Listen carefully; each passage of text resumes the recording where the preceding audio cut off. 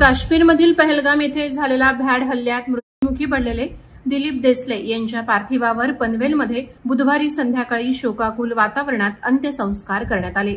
नाशिक जिल्ह्यातील मालेगाव तालुक्यात मूळ गाव असलेले देसले कुटुंब 30 वर्षांपासून नवी पनवेल सेक्टर 12 येथे वास्तव्यास आहे। पत्नी, 2 मुली, 1 मुलगा, सून, जावई आणि नातवंड असा त्यांचा परिवार आहे।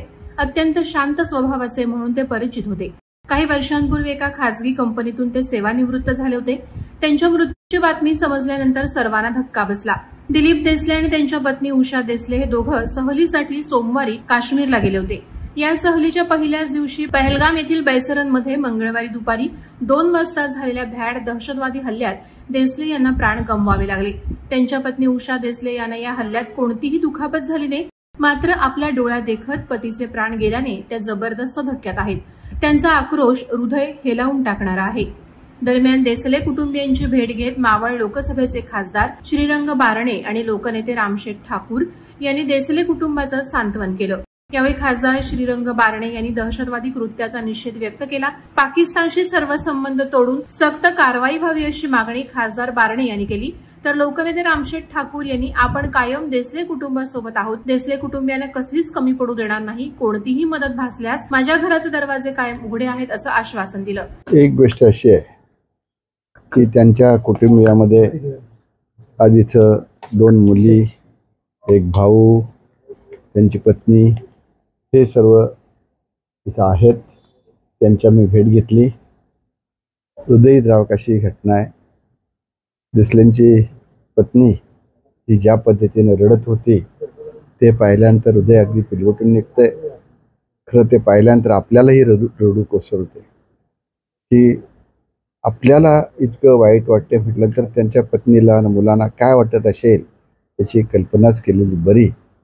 आणि म्हणून मी आणि खासदार बारणे साहेब आम्ही तिथे भेट घेतल्यानंतर त्यांना हाच धीर दिलेला आहे की कुठलाही प्रसंग कसलाही असो, कधी येऊ द्या, आम्ही ताबडतोब आपल्या हक्काला धावून येऊ। आम्हाला सांगा काश्मीरला जे काय घडलं, अतिरेक्यांनी केलं की आणखीन पाकिस्तानच्या मदतीनं काय केलं याचा शोध सरकार घेणारच आहे।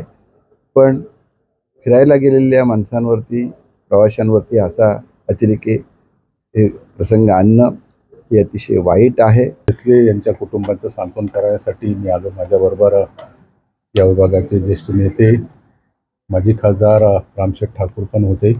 तर आम्ही त्या कुटुंबाला धीर द्यायला आलो।